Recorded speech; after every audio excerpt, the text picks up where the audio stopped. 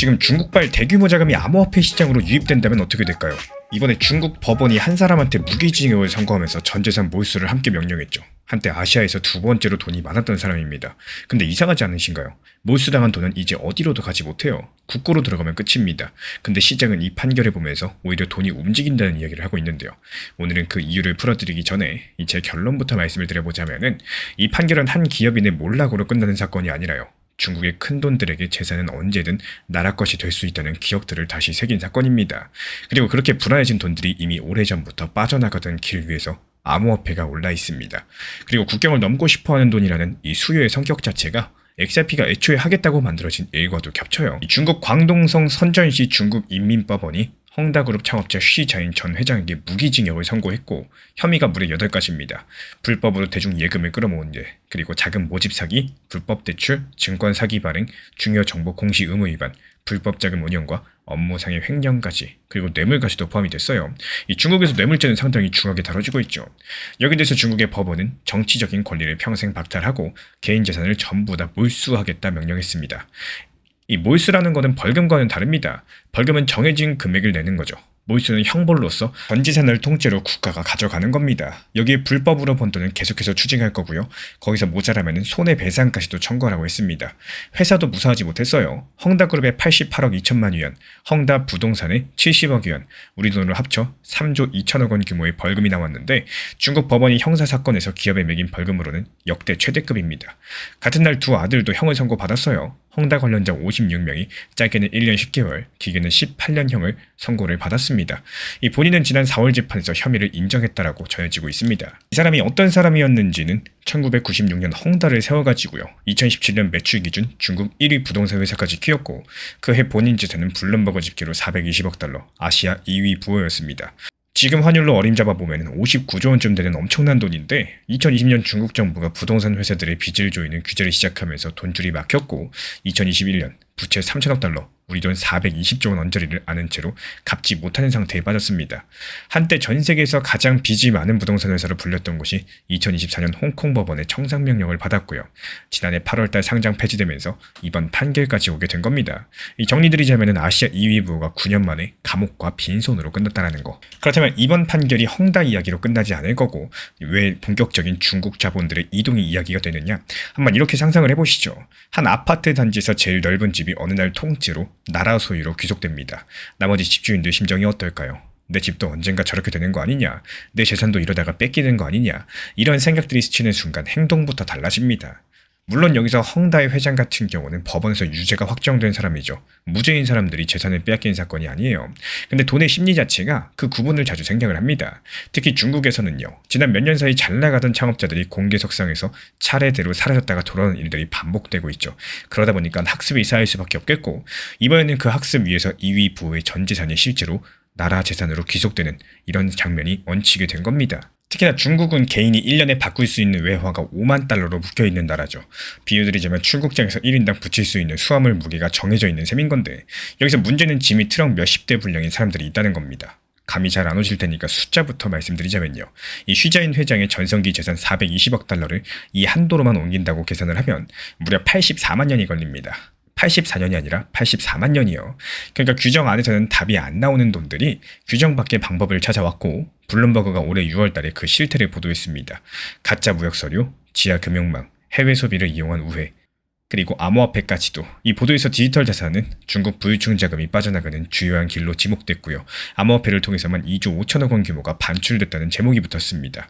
다만 이런 방법들이 전부 다 중국법으로 불법입니다. 걸리면 처벌받고요. 당국은 계속 조여왔습니다. 낭만이 아니라 단속과 숨바꼭질을 새겨라는 거 먼저 분명히 말씀을 드릴게요. 그렇다면 여기서 왜 하필 암호화폐 시장일까요? 그 원리는 압수의 난이도에 있습니다. 부동산은 어떨까요? 등기부죠. 예금은 계좌입니다. 주식은 예탁기관입니다. 이렇게 주인의 이름이 붙어 있기 때문에 국가가 서류 한 장으로 전부 다 귀속시킬 수 있고 멈춰 세울 수가 있다는 겁니다. 이번 판결의 전재산 몰수도 그래서 집행이 가능한 거예요. 근데 비트코인 지갑은 어떨까요? 12개의 영어 단어만 머릿속에 넣으면 국경 검색대에서 잡히지 않습니다. 압수하려면 그 단어를 본인한테서 받아내야 되고요. 그래서 형벌의 집행이 어려운 거의 유일한 자산 형태입니다. 다만 여기서도 한 겹 더 들어가 보자면은 이 중국의 부유층 유출에서 실제로 많이 쓰이는 건 비트코인 직접 매수보다도 달러 스테이블 코인, 그러니까 달러의 값을 묶어놓은 코인들, 대표적으로 테더, 서클 같은 것들이 장외에서 그러니까 거래소 밖에 개인 간 직거래로 주고받는 방식이라는 게 지금 보도들의 공통된 지적인데요. 거래소 자체가 불법인 나라라 그렇게 돌고 있는 겁니다. 여기서 XRP 이야기를 두 겹으로 하겠습니다. 이 중국 부유층이 XRP를 사서 나간다는 근거는 현재 없죠. 유출에 쓰이는 건 방금 말씀드린 대로 주로 달러 스테이블 코인입니다. 이 사건이 보여주는 본질은 특정 코인의 수요가 아니라 국경 앞에서 멈추지 않으려는 돈이라는 수요 자체가 구조적으로 커진다는 사실입니다. 근데 그 수요를 불법의 영역이 아니라 규정 안에서 서류를 갖춘 정식 창구로 받아내겠다는 게 리플이 10년 넘게 해온 사업인데요. 이 금융회사들 사이에 국경 넘는 송금을 처리하는 일이에요. 올해 XRP를 둘러싼 재료들이 대부분 기관이 들어올 준비의 성격이었다는 것까지도 겹쳐보시면은 이번 불법의 길이 좁아질수록 정식 창구의 값이 오른다는 역설이 XRP 쪽에 서게 되는 겁니다. 급등이라는 단어를 쓰려면 조건이 필요한데요. 이런 국경 수의 확대가 실제 데이터로 확인되고 미국 쪽의 제도권 자금 흐름이 유지되는 국면과 겹칠 때 XRP는 그 재평가의 증폭 후보가 된다는 거죠. 그래서 앞으로 몇 달 사이에 중국발 자산 이전에서 코인 경영 비중이 커진다는 후속 보도, 데이터가 이어지고 미국 쪽 제도권 자금 흐름이 유지가 된다면 암호화폐 시장 전체의 유입 배경이 한 겹 두꺼워지고요. 그 국면에서 XRP는 국경 넘는 돈의 정식 창구라는 서사로서 재평가되는 증폭 후보가 됩니다. 그 근거는 총 3가지고요. 유출은 판결 전부터 진행형이기 때문에 새로 만들어질 필요가 없는 흐름이라는 거, 그리고 2위 부호의 전액 몰수라는 시그널의 세기, 그리고 코인이 이미 주요한 길로 공인돼 있다는 보도입니다. 물론 1심이기 때문에 항소 기한은 남아있습니다. 하지만 중요한 점은 아시아 2위 부호의 전 재산이 국고로 넘어간다는 것은 사실이고 그 장면이 중국 큰돈들의 불안감을 키운다는 겁니다. 그 돈이 나가는 길에 암호화폐가 이미 올라있지만 길은 좁아진 중이기 때문에 이 대규모 유입은 예약이 아니라 조건입니다. 그리고 XRP의 자리는 그 불법의 길이 아니라 국경 넘는 돈을 규정 안에서 받아내는 정식적인 창구 쪽인 거고 저는 그 창구의 값이 어떻게 매겨지는지를 지켜볼 예정입니다. 우리 구독자분들은 어느 쪽에 무기를 두시나요? 이 몰수의 공포가 돈을 움직인다. 아니면 단속이 그 돈을 먼저 붙잡는다. 댓글로 여러가지 의견들 남겨주시고 이 중국 당국이 암호화폐나 자본 유출과 관련해서 다음 조치를 내놓게 되는 날 제가 그 문서를 들고 다시 찾아뵙도록 하겠습니다. 소득이 있는 곳에 세금이 있다. 오늘 아침 단독 보도에서 더불어민주당이 코인 과세를 더는 미루지 않겠다. 앞세운 원칙인데요. 근데 저는 오늘 이 결론을 이 문장을 뒤집어서 먼저 드리고 시작을 하겠습니다. 세금이 있는 곳에 소득이 있다라고요. 지금 국가가 세금을 거들어온다는 것은 뒤집어 읽어보시면요. 이 시장에서 앞으로도 소득이 나온다고 나라가 계산을 끝냈다는 뜻이라는 겁니다. 왜 이렇게 가지도 있는지 오늘은 처음부터 차근차근 말씀드려 볼 예정인데 먼저 오늘 나온 이야기부터 말씀을 드릴게요. 이 파이낸셜 뉴스가 단독으로 확인한 내용인데요. 민주당 측에서 가상자산 과세 유예 연장 논의를 따로 진행하지 않고 있고 그 근거로서 소득 있는 곳에 세금이 있다는 조세 응능 부담의 원칙을 내세웠다는 겁니다. 좀 말이 조금 어렵죠. 바로 통역드리자면은 번만큼 세금을 나눠지는 게 원칙이니 코인이라고 예외를 두지 않겠다라는 논리인데요. 이에 따른 세율은 지방세까지 합쳐가지고 22%. 이 감이 안 오시면 이렇게 잡으시면 됩니다. 100만원 벌면 22만원 낸다. 이렇게 보시면 되겠고 지금 시작은 내년 1월 첫날부터 시작이 될 예정입니다. 여기서 배경을 먼저 깔아두면요. 오늘 뉴스에 무게가 보이기 시작을 하실 텐데 이 세금 자체가 새로 만드는 게 아니죠. 2020년 겨울에 이미 법이 통과됐고요. 원래 2022년에 시작할 예정이었었는데 세 차례 밀려가지고 지금의 내년이 된 겁니다. 그러니까 구조를 따져보자면 생활에 비유해볼게요. 이 법은 시각이 이미 맞춰져 있는 알람입니다. 그 알람은 누가 손을 대서 꺼주지 않으면 정해진 시각에 그냥 울리잖아요. 이 세금도 똑같습니다. 정부가 따로 뭘 하지 않아도 그냥 기다리면 타이밍이 되고 때가 되면 과세는 자동으로 시작이 될 거고 미루려면 그때마다 국회가 유예나 폐지 법안을 통과시켜야 되는 구조예요. 지금까지 3번 정도 미뤄졌던 거는 매번 연말에 국회가 이 알람을 다시 맞춘 결과였던 거고요. 근데 이번에는 이 알람을 끌 만한 손이 안 보인다는 게 문제입니다. 이번 달 초 이 정부 세제 개편안에서는 유예안이 아예 실리지 않았었고 지난달 말 같은 경우는 경제부총리가 국회에서 예정대로 걷겠다. 아예 그냥 최종 확정을 지어버렸죠. 그리고 지난달 초 6월달 말에 새로 꾸려진 국회 재정경제기획위원회 여당 간사 오기영 의원은요. 이미 법이 통과되어 있는 거 아니냐 이러면서 법대로 시행하자. 이게 바로 지금 민주당의 기본 입장이다라고 말을 했어요. 그래서 오늘 보도는 이 기류가 당 차원에서도 그대로라고 확인을 한 셈인 거고 여기까지를 한 줄로 소화하면 이렇게 됩니다. 알람은 맞춰져 있고 끌 사람이 없다는 게 오늘로써 확인이 됐다. 근데 오늘 기사에서 정말 눈여겨볼 만한 대목은 뒤쪽에 있어요. 이 세금의 반대편, 시장의 규칙과 관련된 이야기를 드릴 건데요. 디지털 자산 기본법이라는 게 있는데 이것도 통역부터 하겠습니다. 지금 있는 법은 재작년 여름부터 시행된 이용자 보호법, 그러니까 해킹이나 시세 조종에서 투자자를 지키는 1단계까지죠. 어떤 코인을 어떤 기준으로 상장하고 무엇을 공시하게 하고 누가 발행할 수 있는지 이런 시장의 규칙 전반을 정하는 2단계가 기본법이고요. 이게 아직까지 없습니다. 그리고 이에 따른 관련 법안만 10건가량이 국회에 계류 중이에요. 계류라는 거는 접수는 됐는데 처리가 안 된 채로 서랍에서 대기 중이라는 말이고, 비교해드려보자면 대비가 선명합니다. 세금 쪽은 완성된 법 하나가 알람처럼 맞춰져 있는데 규칙 쪽은 10건이 쌓여 있는데도 한 건도 본회의를 넘지 못했어요. 순서로 보면 더 이상하죠. 부동산은 등기라는 장부가 먼저 있었고, 주식은 거래소랑 공시제도가 먼저 있었고, 세금은 늘 그 위에 마지막으로 얹혔거든요. 코인은 거꾸로입니다. 규칙보다 세금이 먼저 도착하는 좀처럼 없는 순서예요. 오늘 기세가 지적하는 게 바로 이 불균형이고요. 거들 준비만 하고 시장의 규칙은 비워뒀다는 거. 그렇다면 거들 준비는 과연 어디까지 왔을까요? 여기에 잘 알려지지 않은 숫자가 한 가지 있습니다. 지금 국세청에선 정치권이 유예 논쟁을 벌이는 동안에서도 현행법상 시행을 전제로 준비해왔었고, 관련 시스템에 예산을 계속해서 넣어왔습니다. 2021년 자체에는 5억 원이 채 안 되는 돈으로 시작을 했었는데요. 그리고 올해부터는 30억 원 정도를 투입을 하고 있어요. 국내외 거래 흐름을 분석하는 통합 분석 시스템은 올해 말에 개통될 예정입니다. 시행 2달 전에 완공되는 일정인 거죠. 그러니까 이렇게 정리됩니다. 말은 3번 바뀌는 동안 준비는 한 번도 멈춘 적이 없었다는 거. 세금이 시작되는 순간 나라의 위치가 바뀝니다. 지금까지는 구경하는 쪽이었다면 내년부터는 이 시장에서 나는 소득의 22% 몫을 받는 쪽이 되는데요. 이것도 생활로 비유대를 보겠습니다. 과수원 열매의 일정 몫을 받기로 한 사람은 그 과수원에 불이 나길 바라지 않겠죠. 나무를 배자는 쪽에는 설 수가 없습니다. 물을 주고 관리하자는 쪽에 서게 되겠죠. 시장이 커질수록 거치는 돈도 커지는 관계가 만들어지는 순간 이 시장을 접자는 정책과는 같이 가기가 어려워지게 된다는 겁니다. 그리고 규칙 공백의 책임도 방향이 바뀝니다. 세금은 받으면서 규칙은 안 만들어졌다는 문장들은 세금을 걷는 쪽이 오래 감당할 수 있는 문장이 아니거든요. 그래서 저는 과세 확정이 오히려 기본법 처리를 밀어붙이는 힘이 된다라고 보고 있고요.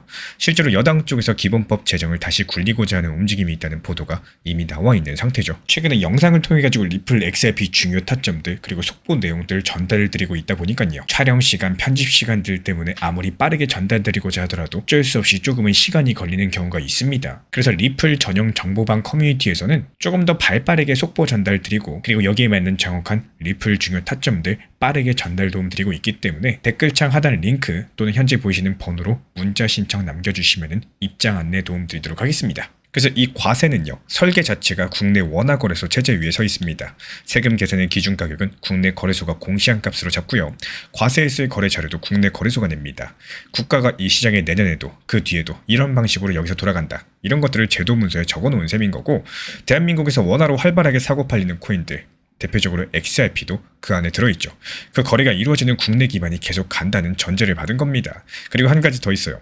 소득세법은 코인으로 번 돈을 소득이란 이름으로 분류합니다. 곧 사라질 거품이라고 보는 자산을 소득 목록에 정식으로 올리진 않아요. 물론 이게 가격을 올려준다는 얘기는 아닙니다. 이 세금은 판 사람에게 붙는 거지 가격을 보장하는 장치는 아니죠. 국회에서 이 세금의 시행일은 3차례나 밀렸어요. 근데 같은 기간 정부 예산에서 이 세금을 준비하는 항목은 한 해도 빠진 적이 없습니다. 5억이 안 되던 돈이 30억이 됐고, 분석 시스템은 시행 직전 완공 일정으로 돌아가고 있습니다. 이 말 자체가 오락가락한 6해 동안 돈은 한 방향으로만 흘렀다는 거예요. 세금 거둘 준비에 6년째 예산을 쓴다라는 거. 이 시장에서 소득이 계속해서 나온다는 계산이 그 예산 밑에 깔려있다는 뜻입니다. 그래서 영상 소득에 말씀드린 것처럼 세금 있는 곳에 소득이 있다? 이 세금이 찾아오는 자리는 나라가 소득이 난다라는 계산을 끝낸 자리라는 뜻이겠죠. 그래서 앞으로는 유예가 없이 내년 첫날 시행되고 다음 달 초 열리는 정기 국회 다툼은 시행이냐 아니냐가 아니라 손실 2월 같은 보완 조건, 그리고 기본법의 속도로 옮겨간다는 거, 이렇게 보는 근거는요. 먼저 여당의 무논의가 확인됐고요. 간사가 공개적으로 시행 입장을 밝혔다는 거, 또 다른 한 가지는 개편안에 유예가 없고 또 예산과 시스템이 연말 완공 일정으로 돌아간다라는 거, 마지막은 기본법을 다시 굴리려는 여당발 움직임이 이미 보도돼 있다는 겁니다. 결국에 민주당이 유예 논의를 접어둔 게 확인됐고요. 알람은 내년 첫날로 맞춰져 있습니다. 시장의 규칙은 10건째 서랍에 있겠지만 이 세금이 시작되는 순간 나라는 이 시장이 잘 굴러가야 되는 쪽에 서게 됩니다. 그리고 6년째 배치해둔 준비 예산이 말해주는 결론, 세금 있는 곳에 소득이 있습니다. 우리 구독자분들께서는 이 뒤집힌 문장을 어느 쪽으로 생각을 하시나요? 나라의 소득 전망인가요? 아니면 그냥 걷겠다는 의지인가요? 댓글로 여러가지 의견들 남겨주시고, 저는 다가오는 XRP 코인과세 폐지 청원이 상임위 회의 탁자에 실제로 오르는 날, 그날 여당 의원들의 첫 번째 답변을 들고 다시 찾아뵙도록 하겠습니다. 미국 대통령이 선거를 두고 국가 비상사태라는 단어를 입에 올렸다. 이 뉴스에서 정말 지켜봐야 될 건요, 그 단어의 크기가 아니라 다음 달 14일에 다시 모이는 미국 상원의 남은 근무일 열나흘입니다. 그리고 그 열나흘의 순서표 맨 먼저에는 뜻밖에도 선거 법안이 아니라 크립토 법안이 서 있는 상황이고, 이 순서가 지켜질지 흔들릴지 여기에 따른 XRP의 그 다음 국면을 정하게 될 텐데요. 왜 그런지 소리만 요란한 것. 보수 성향 방송의 진행자가 대통령에게 이런 제안을 합니다. 세이브 법안이 상원에서 계속 막히면 선거에 대해서 국가안보 비상사태를 선포할 권리가 당신에게 있다. 그렇게 하면 상원 없이도 사진 확인과 시민권 증명, 우편 투표 제한까지 한 방에 전부 다 가능하다라고요. 대통령의 답은 짧았습니다. 세상에 별일이 다 일어난다. 여기까지만 하겠습니다라고 말을 했는데요. 말 그대로 부인한 것도 아니고 확답도 아닌 이 한마디에 워싱턴이 지금 뒤집혔습니다. 야당과 법조계에서는 이 선거 자체를 행정부 손에 넣고자 하는 위헌적인 발상이라고 원색적인 비판, 말 그대로 진짜 난리가 났고요. 정가를 뒤흔들고 있는 세이브라는 법안부터 살펴보셔야 됩니다.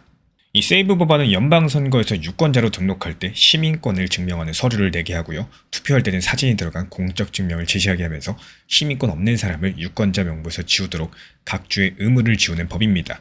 이 하원 같은 경우는 올해만 해도 이 법을 거듭 통과시켰고 지난달 같은 경우는 국방수권법에 조항을 얹어가지고 한 번 더 상원으로 넘겼습니다. 근데 문제는 상원이겠죠. 다수당 표만으로 처리하지 못하게 하는 상원 규칙 때문에 야당 표를 빌려야 되는데 지난 6월달 표결에서는 찬성 48에 반대 50, 여당에서도 이탈표가 나왔어요. 과반에도 닿지 못하고 있는 상황입니다.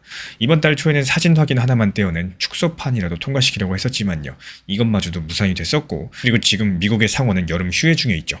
그리고 양쪽의 근거도 짚고 가겠습니다. 밀어붙이는 쪽의 근거 한가운데에는 뉴저지가 있죠. 지난달 21일 뉴저지 주지사가 직접 밝힌 내용인데 이 차량 등록 시스템의 소프트웨어 오류로서 2023년부터 1년 사이 시민권이 없다고 스스로 표시한 6,600명이 유권자로 잘못 등록됐고 이 가운데 400명 미만이 실제로 투표까지도 했다는 겁니다. 주 전체 등록 유권자 660만 명의 1000분의 1 규모고요. 그 이후에 실제 투표자는 340명 안팎으로 정정됐고요. 선거 결과가 뒤집혔다는 증거는 현재까지 없다는 것이 현재 주정부의 설명입니다. 이 공화당 같은 경우는 이거를 빙산의 일각이라고 부르고 주정부랑 민주당은 행정 오류를 정치 무기로 쓴다고 맞받았습니다. 반대하는 쪽도 숫자를 들고 있는데 이 브레넌 센터는 이 법이 2,100만 명 넘는 유권자의 투표를 막거나 또 어렵게 만들 수 있다고 추산을 하고 있고요. 연방이 주의 선거 운영권을 침범하고 또 민감한 개인정보를 끌어모은다는 우려까지도 겹칩니다. 양쪽 다 숫자를 쥐고 있는데 자릿수가 다르다는 거, 이 싸움이 쉽게 끝나지 않는다는 이유겠죠. 간추려보자면 하원 같은 경우는 거듭 통과시켰지만 상원에서는 표가 과반에도 닿지 못했고 그 답답함의 끝에서 비상사태라는 단어가 튀어나오게 된 겁니다. 여기서 많은 분들께서 의외라고 느끼실 대목이 있는데요. 미국에서 국가 비상사태는 유리를 깨고 누르는 비상벨이 아니라 수십 년째 꺼지지 않는 가로등에 가깝습니다. 1976년 관련법이 생기고 나서 지금까지 90건이 선포됐고요. 절반 넘게 여전히 유효해서 오늘 이 순간에도 48에서 50건 남짓이 동시에 켜져 있습니다. 집계 기간과 시점마다 숫자는 조금씩 다른데 가장 오래된 거는 1979년 이란 인질 사태 때 켜진 것으로서 47회째 해마다 갱신되고 있습니다. 이 대부분은 제재나 수출 통제 같은 대외 정책에 쓰이는 행정 서랍에 늘 들어있는 물건이란 뜻입니다. 다만 이번에는 결정적으로 다른 점이 하나 있어요. 가로등은 길을 비출 수는 있어도 길의 주인을 바꾸지 못하죠. 헌법은 연방선거의 운영을 각 주에 맡기고 또 규칙을 바꿀 권한을 의해줬으면서 대통령한테 그런 독자 권한은 없습니다. 비상사태를 선포한다고 선거규칙을 새로 쓸 권한이 자동으로 생기지 않고요. 실제로 움직이면 곧바로 소송에 부딪힌다는 것이 공통된 지적들인데 실제로 올해 초부터 2020년 선거에 중국 개입 주장을 명분 삼은 17쪽짜리 행정명령 초안이 돈다는 보도가 있었지만요. 서명된 문서는 없고 앞서 나왔던 선거 관련 행정명령들은 이미 법원에서 잇따라 제동이 걸린 상황입니다. 의회가 합동 결의로서 비상사태를 끝내는 절차까지도 있는데요. 이 대통령 거부권을 넘으려면 3분의 2가 필요하고 여기까지를 한 소절로 줄이면 단어는 흔했고 권한은 없답니다. 미국 국채시장을 실시간 모니터링하면서 한 번도 본 적이 없는 정말 이상한 징후가 포착이 됐었고 제 투자 경험상 강력한 위기인데도 불구하고 가격이 반응을 하지 않는다? 이거는 위기는 곧 기회로 볼 수가 있다는 겁니다. 이에 따른 XRP 급등 징후에 대해서 우리 구독자분들께 가장 먼저 말씀을 드렸고요. 실제로 급등 전날이었습니다. 리플 커뮤니티 정확히 바닥 매수 타점에 대해서 공지를 드렸었고 그리고 8월 19일 새벽 6시에 업로드 영상 통해서도 XRP 최고의 급등 호재다. 강력한 급등각에 대해서 말씀드렸습니다. 근데 이렇게 말씀해드려도 많은 분들께서 믿지 못하실 만큼 XRP 급등 전 투자 심리는 상당히 싸늘했었는데요. 정리드리자면 XRP 매수 타점을 공지드렸고 업로드까지도 영상으로도 말씀드렸어요. 바로 저녁부터 급등이 시작돼가지고 현재 총 42% 급등을 한 상황입니다. 현재 XRP에 대해서 언제 매도하면 좋을지 이 매도 타점에 대해서도 친절하게 미리 말씀드려놨죠. 아무래도 영상 통해 가지고 전달드리는 속보 타점 내용들 같은 경우는 제가 촬영 시간, 편집 시간이 있기 때문에 어쩔 수 없이 딜레이 걸리는 시간들이 있습니다. 여기에 대해서 리플 전용 방통에서 발빠르게 속보 타점 말씀드리고 있기 때문에 댓글창 하단 링크 통해서 신청 주시거나 아니면 현재 보이는 번호로서 문자 신청 남겨주시면 입장 안내 드리겠습니다. 구독과 좋아요만 부탁을 드릴게요. 그리고 다음 날인 14일 다시 모이는 상원 본회의장에서 본격적으로 시작됩니다. 결국 남의 나라 정치 뉴스가 XRP 우리 구독자분들의 뉴스가 된다는 거죠. 미국 상원이 복귀하고 나서 11월 3일 중간선거 전까지는 실제로 일하는 날은 열 나흘, 10월이면은 의원들이 지역구로 흩어지고요. 연말까지 다 끌어모아도 22일 뿐입니다. 이 초등학교 학예회를 떠올려 보시면 되겠는데 행사 시간은 정해져 있는데 발표하겠다는 팀은 많아가지고 순서표 앞쪽에 이름을 올린 팀은 확실히 차례가 오지만요. 뒤로 밀린 팀은 시간이 다 되면 그냥 못 올라갑니다. 다만 학예회와 다르게 상원에서는 차례가 왔다고 끝나는 게 아니라요. 그 자리에서 60표를 이상을 모아야지 다음 단계로 넘어가게 됩니다. 지금 그 짧은 순서표에는 세이브 법안 제도전 그리고 다수당 표만으로 처리가 가능한 예산 조정 절차, 세이브 조항이 얹힌 국방수권법이 줄줄이 대기 중에 있고요. 휴직이 직전에도 원내대표가 마지막 주에 처리하려던 우선순위에서 정부 예산 그리고 러시아 제재 그리고 크립토 입법이 나란히 있었는데요. 이 세이브를 둘러싼 충돌이 그 마지막 주 일정을 통째로 흔들었을 정도입니다. 근데 여기서 재미있는 거는 순서표의 첫 번째 줄입니다. 원내대표 존 툰 측에서는요. 휴회로 떠나던 새벽 이 크립토 시장 구조 법안 그러니까 클래리티의 절차 표결 동의를 제출해서 두고 갔습니다. 그 덕에 복귀 바로 다음날 오후 이 법안의 절차 표결이 미국 상원의 첫 번째 대형 안건으로 잡혀 있는데요. 백악관은 그 표결이 사실상 올해의 마지노선이라는 메시지까지도 냈는데 이 법을 한 줄로 통역하자면은 코인 시장의 심판이 누구고 경기 규칙이 무엇인지를 행정부 지침이 아니라 법률로 정해두자는 법입니다. 큰돈일수록 규칙이 확정된 시장에만 들어온다는 점에서 XRP 리플처럼 기관 자금을 기다리는 자사에는 이 한 장이 곧 다음 국면의 조건인데요. 물론 이 표결도 60표가 필요하고 여기서 막히면은 올해 같은 경우는 사실상 해를 넘긴다는 평가가 지배적입니다. 이 정리드리자면은 그 소리는 선거에서 나오는데 정작 승부는 순서표에서 갈린다는 뜻이겠죠. 지금 시장은 이 구도를 이미 반영하기 시작을 했습니다. XRP는 지난주 한 주 사이에 30% 넘게 상승했죠. 2024년 11월 대선 이후에 가장 큰 주간 상승폭을 기록을 했는데 그 배경으로 지목된 것이 바로 미국 의회를 향한 크립토 입법 드라이브였습니다.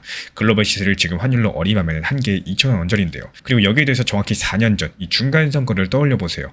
2022년 11월 8일 투표가 있었고 그때부터 사흘 뒤에 FTX가 파산 신청했습니다. 그 해의 크립토는 선거가 끝난 의회의 사고 당사자로 불려나가는 처지였었는데 4년이 지난 지금 이 시점 선거를 앞둔 상원이 복귀 첫 번째 안건으로 크립토 클래리티법 표결을 스스로 잡아놨습니다. 이 같은 중간선거 해인데 크립토가 앉고 있는 자리가 기존 방청석에서 지금은 안건석으로 바뀌게 된 거고 이 차이 자체가 쉽게 되돌아가질 않습니다. 지금 감독기관들이 내놓은 지침은 다음 행정부가 지을 수 있겠지만요. 법률은 시장에 남을 수밖에 없기 때문에 게다가 야당이 11월 달에 하원 다수를 가져가면은 내년 의회는 클래리티 입법보다도 행정부 조사에 힘을 쏟을 것이라는 전망이 이미 나와 있죠. 한마디로 내년 같은 경우는 클래리티법이 통과되기 힘들다라는 전망입니다. 다음 달에 그 며칠 이후에 올해의 마지막 기회라고 불리는지 여기서 분명해집니다. 대통령의 한마디가 노린 것은 세이브 법안이겠지만 흔들린 거는 순서표 전체예요. 선거 법안을 앞세우라는 압력이 강력해질수록 첫 번째 줄에 서 있던 크립토 법안 자리가 밀릴 수 있겠고 반대로 세이브가 예산 조정이라는 별도 절차로 빠져준다면 크립토의 첫 번째 차례는 지켜지게 될 겁니다. 이 리플 XRP 투자자분들께서 남의 나라 선거 다툼을 그냥 넘길 수 없는 이유가 바로 이 순서 경쟁에 있다는 겁니다. 이 트럼프 대통령의 발언 자체가 진행자의 제안에 얹은 즉답 한마디였지 계획 발표가 아니었고 초안 문건 보도는 있어도 서명된 문서는 지금까지 없습니다. 법적으로도 비상사태가 선거 권한을 만들어주지 않는다는 것이 다수 견해이기 때문에 이 크립토 클래리티 법안 쪽도 필요한 표가 아직까지 확보되지 않았고 이에 따른 절차 동의는 철회 그리고 재제출이 가능해서 표결 날짜 자체가 움직일 수 있습니다. 최근 상승분에서는 기대감이 먼저 실려 있어가지고 표결이 어긋난다? 그만큼 되돌아올 수 있겠죠. 제가 바라보고 있는 관점은요. 압박만 남아 있습니다. 이 상원은 복귀 첫 번째 주에 크립토 법안 절차 표결을 예정대로 먼저 치를 거고요. 세이브는 그 뒤에 다수당 표만으로 굴러가는 예산 조정 절차에서 다시 불이 붙는 흐름입니다. 그 근거는 총 3가지인데요. 이 크립토 표결은 복귀 바로 다음 날로 이미 잡혀 있고요. 행정부도 그 표결을 사실상 시한처럼 못 박아둔 상태라는 거. 비상사태는 선거에 관한 권한도 없이 소송만 부르는 카드이기 때문에 이 선포의 실익이 작다라는 거. 그리고 세이브 진영 스스로 정면 돌파 대신에 예산 조정이라는 우회 전략을 이미 공개해뒀다는 점입니다. 이 비상사태라는 단어의 실체는 늘 켜져 있는 행정도구이고 그 단어로도 선거를 줄 만한 권한은 생기지 않습니다. 진짜 변수는 다음날 상원에서 나올 거고요. 그 순서표 첫 번째 줄에 크립토 클래리티 법안이, 바로 뒤에 선거 법안이 서 있습니다. 이 4년 전에 사고 당사자로 불려갔었던 크립토 시장이 이제는 중간선거해의 첫 번째 안건이 됐다는 이런 자리 이동 위에서 XRP의 그 다음 국면이 결정될 예정이고, 우리 구독자분들께서는 어느 쪽이신가요? 이 다음 달 상원에서 클래리티 법안이 첫 번째 자리를 지킨다고 보시는지, 아니면 중간선거 싸움이 순서를 바꿔놓는다고 보시는지 여러가지 의견들 댓글로 남겨주시고, 이 미국 상원 복귀 첫 번째 주의 의사 일정이 공개되는 날 그 순서표를 들고 다시 찾아뵙겠습니다. 지금 비트코인 급등의 원인은 미 국채랑 관련된 재무부의 바이백 때문이다라고 볼 수가 있겠는데요. 국채라는 건 쉽게 말씀드려서 나라가 써주는 차용증입니다. 미 정부가 시장에서 돈을 빌리면서 언제까지 얼마를 돌려주겠다라고 적어둔 종인데요. 근데 이 차용증 중에 오래전에 발행된 것들은 사겠다는 사람도 팔겠다는 사람도 적기 때문에 거래 자체가 잘 안 됩니다. 그래서 재무부 같은 경우는 2년 전부터 이런 오래된 차용증을 시장에서 현금을 주고 도로 사오는 일을 해왔었고요. 이걸 국채 매입, 영어로는 바이백이라고 부릅니다. 이번 발표의 핵심은 이 숫자 하나인데요. 만기가 10년에서 30년 사이인 가장 긴 차용증들을 대상으로서 한 방에 사주는 한도를 회당 2조 8천억에서 최소 5조 6천억 이상으로 이 2배 넘게 상승시키겠다는 겁니다. 그 시작일은 다가오는 9월 9일이고 다음 분기 자금 조달 계획을 발표하는 11월 4일까지 일단 적용이 될 예정입니다. 근데 여기서 눈에 걸리는 사진이 하나 더 있는데요. 스콧 베센트 장관이 이끄는 재무부는 불과 2주 전에 이번 분기 매입 일정을 이미 내놨었습니다. 그 일정을 스스로 뒤집고 급하게 한도를 키운 거기 때문에 여기에 대해서 현재 미국 언론들은요, 일제히 이례적이다라고 짚었습니다. 그러면 너무나도 당연한 질문이 나오죠. 나라가 자기 차용증을 도로 사는 게 왜 비트코인 가격을 밀어 올릴까요? 먼저 정직하게 말씀드리자면은 이건 돈을 새로 찍는 게 아니에요. 중앙은행이 돈을 찍어가지고 국채를 사들이는 양적 완화하고는 구조가 다릅니다. 재무부가 오래된 장기 국채를 사오는 돈은 만기가 짧은 새 국채를 팔아서 마련하죠. 그래서 미국 운용사 원포인트 BFG의 최고 투자 책임자 피터 부크바는요, 이번 조치를 두고 빚을 줄이는 게 아니라 빚의 만기 구조를 재배열하는 것뿐이다라고 선을 그었습니다. 나라 빚의 총량은 그대로라는 얘기인데, 근데도 시장은 이걸 유동성 공급으로 읽었습니다. 돈이 도는 길이 바뀌기 때문인데요. 잘 안 팔리던 오래된 중장기 차용증이 정부 손으로 들어가게 되고 그걸 넘기는 기관들 손에는 현금이 쥐어지게 될 겁니다. 그리고 장기 국채를 사주는 큰 손이 하나 더 생기니까요. 이 장기 국채에 붙는 금리를 누르는 힘이 생길 수밖에 없겠죠. 실제로 숫자가 바로 반응했습니다. 만기 30년짜리 미 국채금리는 이번 주 화요일 5.3%대 중반, 2007년 이후 19년 만에 최고 수준까지 올라가 있었는데요. 발표가 나오자마자 5.2% 언저리로 내려앉았고요. 나라가 돈을 빌리는 값이 치솟던 바로 그 지점에서 미국 재무부가 움직인 거기 때문에 지금 시장 일각에서는 이거를 미니 양적 완화라는 별명으로 부르기 시작을 했습니다. 참고로 미 연준은 올해 기준금리를 한 번도 움직이지 않았어요. 그러니까 금리에서 아무 일도 없던 해에 중앙은행이 아니라 재무부가 중장기 금리를 건드린 건데요. 그리고 비트코인의 반응은 그 직후였습니다. 6% 넘게 뛰면서 2달 반 만에 최고가를 찍었고, 코인데스크 집계로는 장중에 200일 평균선, 그러니까 지난 200일 동안의 평균 가격을 이어가지고 그린 선을 잠깐 위로 밟기까지도 했습니다. 이 선 위에 제대로 올라가지고 있던 거는 작년 10월이 마지막이었고요. 다만 아직까지 안착한 건 아니고 지금은 바로 그 선 아래에서 오르내리는 중입니다. 그럼 트레이더들은 이 자리를 어떻게 보고 있을까요? 여기서 두 번째 사진인데요. 이 킬라라는 이름으로 활동하는 트레이더가 있는데 이 비트코인이 저점에서 반등을 시작했다고 진단했습니다. 이 표현을 빌리자면 완벽한 바닥을 기다리다 보면 그 이후 상승을 통째로 놓칠 수가 있겠고, 영원히 안 올 수도 있는 진입 지점을 기다리면서 현금만 쥐고 있는 것보다 적극적으로 자리를 만드는 이런 과정들의 조정은 감소하는 편이 낫다라는 겁니다. 여기서 제시한 방법이 분할 매수인데요. 한 지점만 찍어놓고 기다리는 게 아니라 가격칸을 여러 개로 만들어가지고 나눠 담는 방식이고, 여기서 부른 칸이 4개인데 우리 돈으로 따지자면 대략 9,900만원, 9,200만원, 8,500만원, 7,800만원입니다.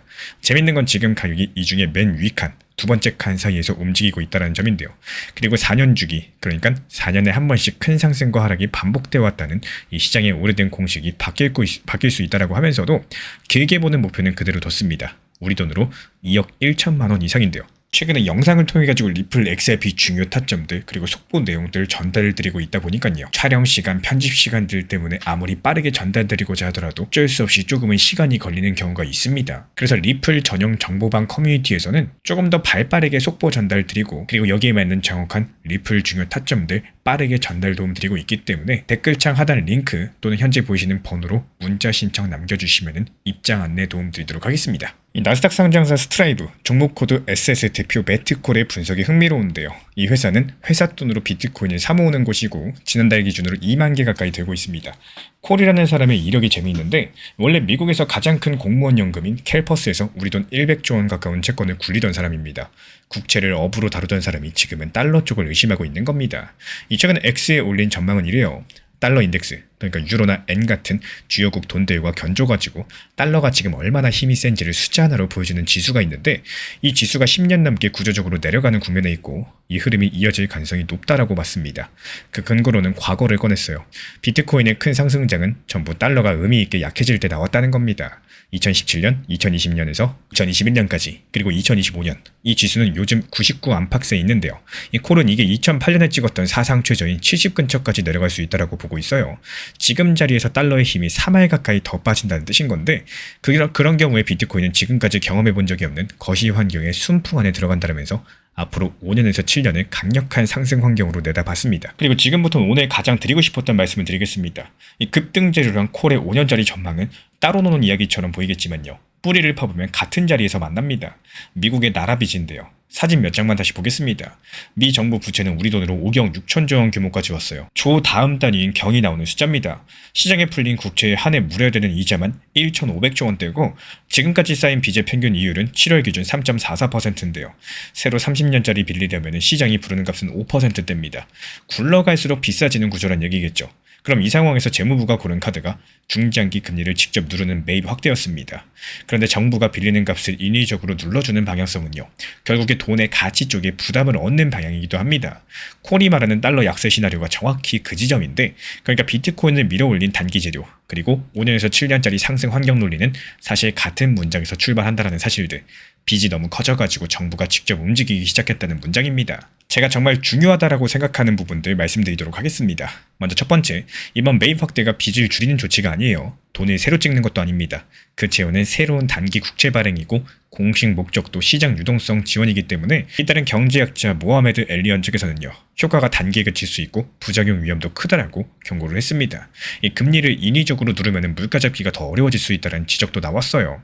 두 번째로 발표 때문에 올랐다는 연결은 외신과 시장의 해석이고요. 하루짜리 반응입니다. 상승이 이어진다는 보장은 어디에도 없겠죠. 세 번째로 킬라의 칸 4개랑 2억 원대 목표는 트레이더 한 명의 계획과 관점이지 정답이 아니고 그 스스로도 조정을 감수하라는 전제를 달았습니다. 네 번째로 매트 콜은요. 비트코인을 2만 개 가까이 들고 있는 회사의 대표입니다. 비트코인이 올라야 유리한 자리에 있는 사람의 전망이라는 점 감안하고 들어보셔야 되겠죠. 2025년을 상승장으로 묶은 분류도 그의 셈법이에요. 그러면 앞으로는 어떻게 굴러갈까요? 이 전망은 한 가지만 말씀드리겠습니다. 다가오는 9월 9일 첫 번째 매입부터 커진 한도가 실제로 집행되고 장기금리가 5%대 초반 아래에서 자리를 잡게 된다? 시장은 이번 조치를 일회성이 아니라 정부가 장기금리를 계속 관리하겠다는 신호로 받아들일 가능성이 높다라고 봅니다. 그런 경우에 비트코인은 2달 반 갇혀있던 가격대의 위쪽을 다시 두드리는 흐름이 이어질 수 있겠죠. 그 근거는 발표만으로 30년 금리가 하루 만에 반응했다는 거, 이 킬라처럼 기다리던 쪽이 나눠 담는 쪽으로 태도를 바꾸고 있다는 거, 그리고 방향 자체가 콜이 말한 달러 약세의 구조랑 겹친다는 점입니다. 미국의 재무부가 9월 9일부터 장기 국채를 되사는 한도를 회당 최소 5조 6천억 원에서 2배 이상으로 키우겠다고 했고 그날 비트코인은 6% 넘게 뛰면서 2달 반 만에 최고가를 찍었습니다. 트레이더 킬라는요. 이 자리를 반등의 시작으로 보고 4칸 분할 매수랑 2억 1천만 원 이상의 장기 목표를 유지했습니다. 스트라이브의 매트콜은요. 이 달러의 힘이 길게 빠지는 구조가 앞으로 5년에서 7년 정도의 상승 환경을 만들 수 있다고 했고 이번 재무부의 선택은 공교롭게도 그 구조랑 같은 방향성을 가리켰습니다. 그래서 질문 하나 남기겠습니다. 우리 구독자분들께서 이번 반등을 발표가 만든 하루짜리 반응으로 보시나요? 아니면 몇 년짜리 흐름의 첫 번째 구간으로 보시나요? 이 댓글로 자유롭게 생각 남겨주시고 저는 9월 9일 첫 번째 매입 결과 그 첫 번째 숫자가 나오는 날 그 숫자를 들고 다시 찾아뵙겠습니다. 요즘에 시장 자체가 정말 안 좋고 또 답답하다 이렇게 느끼는 분들 많으실 거라고 생각을 해요. 실제로 리플이 너무 답답하다 보니까 리플 XRP가 언제 상승할지 반등 언제 줄지 또 상승 시작하면 얼마까지 상승할지 여기에 대해서 문의를 주시는 분들이 많이 늘어나셨습니다. 그래서 제가 운영하고 안내드리는 정보방에서 어떤 역할을 해드리는지 여기에 대해서 간단하게 한번 말씀드려 볼까 해요. 먼저 항상 말씀드리지만 업비트 그리고 빗썸 현물 매매만으로 안전하게 운영을 하시면서 그렇게 운영하셔도 충분히 좋은 시장입니다. 이 첫 번째로 가장 관심 있어 하실 게 바로 리플 전용방인데요. 기본적으로 리플 전용방에서는 이 리플 코인에 대한 단기 고점과 저점, 중요한 내용들, 리플에 대한 핵심 내용, 그리고 각각 상황에 맞는 대응 전략들에 대해서 안내를 도움드리고 있습니다. 예전과 다르게 요즘 시장 같은 경우는 무조건 보유만 한다? 그런다고 해서 정답이 나오는 시장이 아니죠. 말 그대로 더 상승할 것 같을 때 현실적인 대응을 만들어 나가시는 게 중요한 시장이고, 적당히 팔아서 내 것으로 만들고 또 다시 하락했을 때 재매수할 수 있는 효율적인 대응을 해야 되는 시장입니다. 그리고 단기 고점에 대한 목표 타점뿐만이 아니라요, 이 시장이 안 좋다는 건 그만큼 리플의 가격도 내려왔고, 또 반대로 평균 단가를 낮출 수도, 혹은 단기 저점에 분할 매수할 수도 있는 이런 기회의 장세랑 같다는 뜻이기 때문에 리플 XRP에 대해서 핵심 단기 저점에 대한 중요 내용도 같이 안내드리고 있습니다. 그리고 두 번째로 요즘 시장의 핵심이라고 할 수 있는 단기 종합방입니다. 시장이 안 좋은 것도 맞겠지만요, 정말 신기하게도 알트코인들 움직임들, 여기에 대해서는 기본적인 섹터 그리고 테마에 맞게 힘이 살아있는 이 매수세가 강력한 모습들을 많이 보여주고 있기 때문에, 여기서의 핵심이라고 한다면 무리한 목표 타점을 잡는 게 아니라요, 팔고 나서 더 오르더라도 내가 처음에 계획한 목표 타점에서 이 수익 실현까지 마침표를 찍을 줄 아셔야 된다는 게 핵심입니다. 제가 안내드리는 단기 종합방에서도 매수와 동시에 목표가를 걸어놓고요, 그리고 이에 따른 몰빵이 아니라 비중 조절 매수 타점에 대해서 안내드리고 있는 이유, 이 단기 타점은 단기 타점답게 접근해야 되는데 막상 상승했을 때 어떻습니까? 이게 더 오를까봐 못 파시는 분들이 많이 있기 때문에 결국에 이렇게 수익을 보고 파셔야지 내 돈이 된다라는 거고, 이렇게 수익이 나오면은 이 수익으로 어떻게 돼요? 아까 말씀드린 리플에 대한 단기 저점, 추가 매수까지도 진행할 수 있는 기본적인 자금이 회전할 수 있는 포트폴리오를 완성할 수 있게 되는 겁니다. 그리고 이어서 세 번째는 종합 브리핑방에 대해서 말씀을 드려요. 이 시장의 전체적인 흐름들, 그리고 메이저 코인들에 대한 이 중요 타점들, 여기에 대한 안내까지도 같이 설명을 도움드리고 있습니다. 이 결국에 시장의 방향성이라는 것들은요, 비트코인의 움직임을 무시할 수 없기 때문에 일부 낮은 비중으로 꾸준하게 비트코인에 대한 분할 매수에 대해서 안내를 드리면서 핵심 시장에 대해서도 말씀을 드리고 있습니다. 지금 많은 분들께서 관심이 있어 하시는 클래리티 법안의 진행 상황, 지금이 어떤 상황이고 가장 최신 속보는 무엇인지, 지금 갑자기 반등이 나오는 이유는 무엇인지, 최근에 트럼프랑 관련한 공격 취소 소식으로 인해 가지고 반등이 나왔고, 그에 따른 대응 전략과 방향들에 대해서 실시간으로 같이 안내드리고 있는 방입니다. 이렇게 종합적인 리플 전용방, 그리고 단기 종합방, 그리고 전체적인 시장 시황 브리핑방까지도 세 가지 방에 대해서 같이 입장을 안내드리고 있고요. 정말 시끄럽게 떠들고 정신없게 안내드리는 이런 방이 아니라 제가 딱 핵심 내용만 설명드리고 안내 도움드리고 올려드리고 있기 때문에 그냥 편하게 보시면서 현물 매매로서만 필요로 하신 분들께서 문의 주시면은 안내 도움드리도록 하겠습니다. 제가 안내해드리고 있는 코인 신사 채널 멤버십 전용방에 대해서 짧게 설명드려 보도록 하겠습니다. 리플, 암호화폐 시장에 대한 중요한 이슈, 그리고 브리핑이나 시장의 흐름에 대한 전문적인 분석 내용 설명과 함께 차트상의 기술적 분석, 온체인 지표와 투자 심리에 대한 내용들을 같이 안내 도움드리고 있고, 가장 중요한 투자 심리를 컨트롤하기 위해서 포트폴리오의 구성에 대한 노하우, 투자 심리 컨트롤에 대한 내용도 같이 안내드리고 있습니다. 코인 신사 스터디 멤버십 가입하신 분들께서는 아래 번호 혹은 신청 링크 통해서 남겨주시면 제가 연락드리고 있고, 안내 설명과 함께 신사 채널 리플 전용 멤버십 방에도 입장 안내 설명드리고 있습니다.